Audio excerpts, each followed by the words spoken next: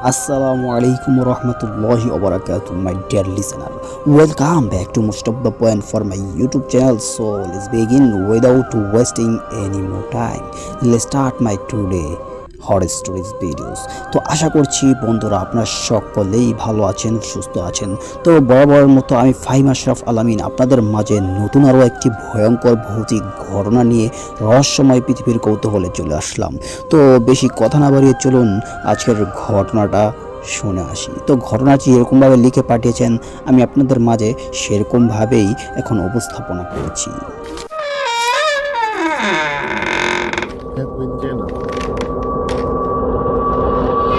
Assalamualaikum warahmatullahi wabarakatuh. Allahu la ilaha illa huwal hayyul qayyum. Spirit, be here with me. সেদিন বিকেলের ট্রেনেই আমরা ঢাকা রওনা দিলাম। অরুণ সকাল থেকেই মন গম্ভীর করে রেখেছে, আমার সাথে কোনো কথা বলছে না। তরুণ এমনিতেই হাসি খুশি থাকে, এমন গম্ভীর মুখ তাকে কখনো দেখিনি। আমি অনেকবার তাকে জিজ্ঞেস করেছি, সে একবারও উত্তর দেয়নি। রাত তখন 8টা কি 9টা। আমি আর অরুণ ট্রেনের করিডোরের সামনে বসেছি। ট্রেনের কামরাটা অপেক্ষাকৃত নির্জন।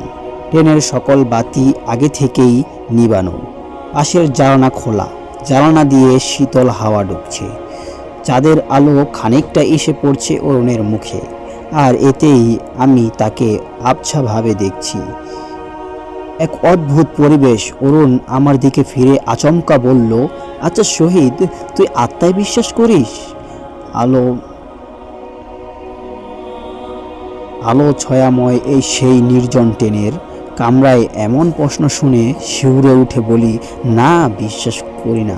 হঠাৎ এই প্রশ্ন করলি যে? অরুণ কিছুক্ষণ চুপ করে থেকে কি যেন ভাবতে লাগলো। তাহলে শোন, তোকে একটা ঘটনা বলি। অনেকদিন আগে মধুপুর গ্রামে দুজন মানুষ মারা যায়। একজনকে মসজিদের পাশে আম গাছের ফাঁসিতে ঝুলিয়ে হত্যা করা হয়। এর মাসখানিক পরে একই গাছে ফাঁসি দিয়ে আত্মহত্যা করে। গ্রাম অঞ্চলে এ নিয়ে ক্ষোভ তোলপাড় হয়। তখন থেকে গ্রামের মানুষ এই গাছটি এড়িয়ে চলে। পারতপক্ষে কেউ রাতে ভুলেও আম গাছটির তলা দিয়ে যায় না। আমি গতকাল রাতে নামাজ পড়ে গাছটির নিচ দিয়ে যাচ্ছিলাম, তখনও অন্ধকার কাটেনি। চাঁদের আলো হয়তো ছিল, কিন্তু আমি যখন যাচ্ছি তখন ঘোর অন্ধকার।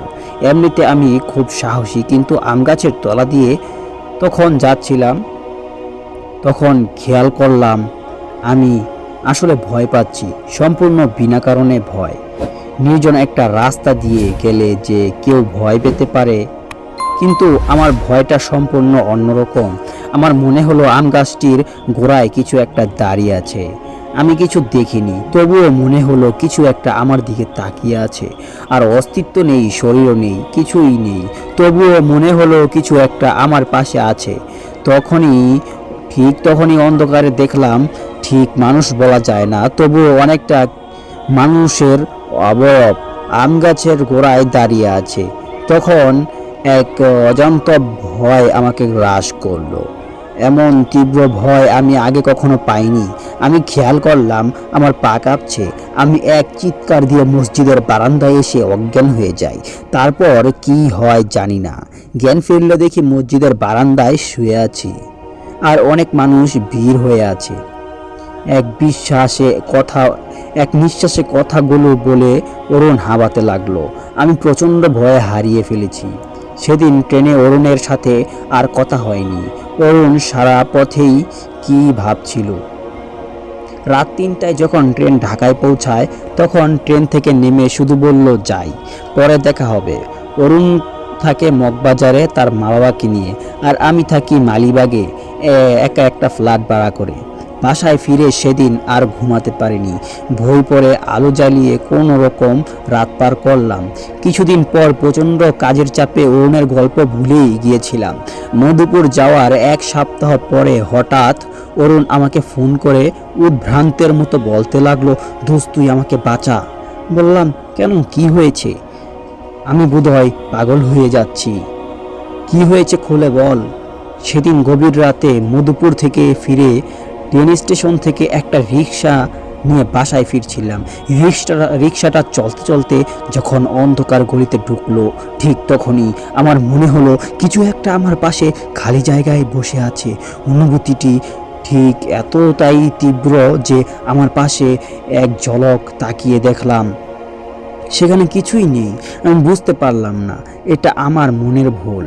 আরম্ভ মনে এক অদ্ভুত চিন্তা আসলো, মধুপুরের ভয়ানক কোনো কিছু আমার সাথে করে নিয়ে আসিনি তো? মন থেকে যতই চিন্তা ফেলে দিতে চাইলাম ততই ঝাঁকিয়ে বসলো। রিক্সা ভাড়া মিটিয়ে যখনই আমাদের বাড়ির গলিতে ঢুকলাম তখনই ওইটাকে দেখলাম সামনেই অন্ধকারে দাঁড়িয়ে আছে। তার চোখ মুখ হাত পা কিছুই নেই, মনে হলো আমার দিকে চেয়ে আছে। তার মুখে ত্রুটি হাসি। আমি দৌড়ে বাড়ির গেটে যে দারোয়ানকে ডাকতে থাকি। দারোয়ান আমাকে ধরে নিয়ে রুমে দিয়ে আসে। এত কথা অরুণ এক নাগারে বলে হাবাতে লাগলো। আমি বললাম, এসব তোর কল্পনা, চিকিৎসা নিলে মনে হয় ঠিক হয়ে যাবে।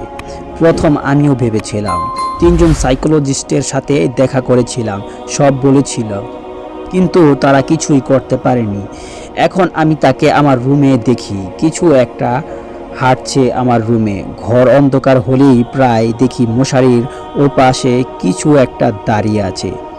তাই এখন বাতি জ্বালিয়ে ঘুমাই। আমি বললাম, ঠিক আছে, তোকে আর কিছু সাইকিয়াট্রিস্টের ঠিকানা দিচ্ছি, তুই গিয়ে দেখা করে আয়। ঠিকানা নিয়ে অরুণ ফোন রেখে দেয়। আমার দেওয়া ঠিকানাতে গিয়েছিল কি না ঠিক জানি না, কিন্তু মাসেখানেক পর অরুণ যখন তার রুমের ফ্যানে ফাঁস লাগিয়ে আত্মহত্যা করে তখনই খুব অবাক হলাম। বহু কাজের মধ্যেও তার জানাজায় গেলাম। সেদিন তার বাবা আমাকে জড়িয়ে ধরে খুব কাঁদলেন অনেকক্ষণ। কেন অরুণ আত্মহত্যা করেছে তা কেউ বলতে পারেনি, তবে শেষের দিকে অরুণ গভীর রাতে কে কে বলে চেঁচিয়ে উঠত আর একা কথা বলতো। ঘটনাটি এখানে শেষ হতে পারত, কিন্তু আমিও নিজেও তারপর অরুণের লাশ কবর দিয়ে আসছিলাম, তখন সন্ধ্যা হয়ে গেছে। অরুণ আমার অনেক কাল আগের বন্ধু, সে আর আমি অনেক কাল আগের বন্ধু। সে আর আমি কত জায়গায় ঘুরেছি, তার আমার বহু স্মৃতি মনে পড়ে কষ্ট হতে লাগলো। রাত 10টা, আমি বাড়ি ফিরে সিঁড়ি বেয়ে ওঠার সময় খেয়াল করলাম পাশের বাড়ির একটি বিড়াল আবার পিছন পিছন উঠতে লাগলো। আমার ফ্ল্যাট 3 তলায়। ফ্ল্যাটের দরজা খুলে ভিতরে তাকাতেই এক তীব্র ভয় আমাকে আচ্ছন্ন করে ফেললো। আমার রুমে পুরো অন্ধকারে ডুবে আছে। পাশের বাড়ি থেকে কিছু আলো এসে পড়ছে আমার রুমে, আর অস্পষ্ট অদ্ভুত আলোতে স্পষ্ট দেখলাম আমার শোয়ার ঘরের সিলিং ফ্যানটায় ঝুলে আছে অরুণের লাশ। আচমকা ভয়ে কাঁপতে কাঁপতে দৌড়ে নিচে নেমে গেটের কাছে এসে হাঁপাতে লাগলাম। দারোয়ান দৌড়ে এসে বলল, আরে ভাইজান, কি হয়েছে? লাশ লাশ কোথায়? আমার রুমে। দারোয়ান পানি দিয়ে বলল, লন পানি খান। আর কি হয়েছে খুইলা কোন? রুমের দরজা খুলে দেখি সামনের রুমের যে ফ্যানটা তাতে রশি পেঁচিয়ে কেউ একজন ঝুলে আছে। কোন কি, চলেন তো আমার সাথে। ফ্ল্যাটে এসে দেখি কিছুই নেই। দারোয়ান হাসি দিয়ে বলল, বেহুদায় ভয় পাইছেন। দারোয়ান চলে গেলেও আমি ভিতরে ঢুকতে সাহস পেলাম না।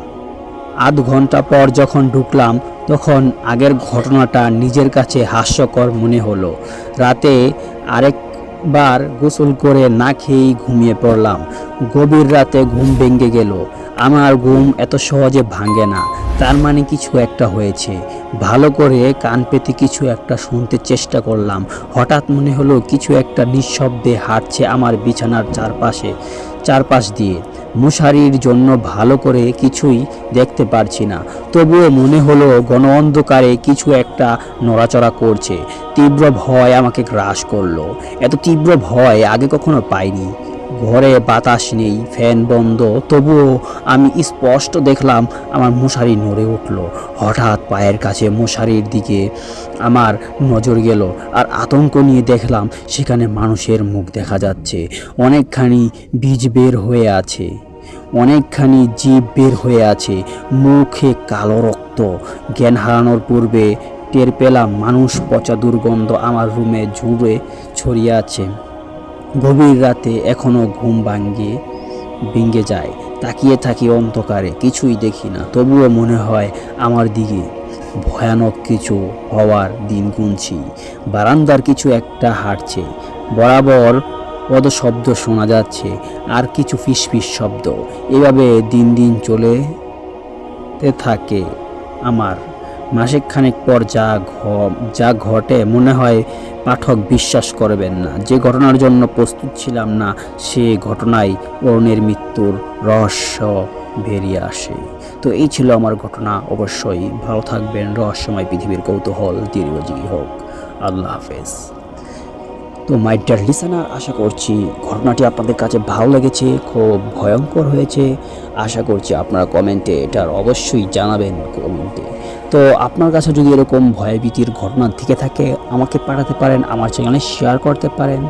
আমার ইমেল অ্যাড্রেস হলো fahimashraf10@gmail.com। এই ইমেলে অবশ্যই পাঠিয়ে দিবেন। তাছাড়া আমাদের ফেসবুক পেজ আছে, ফলো করতে পারেন। টেলিগ্রাম গ্রুপ আছে, সেখানে জয়েন করতে পারেন। আপনার সরাসরি ঘটনা পাঠাতে পারেন আমাকে।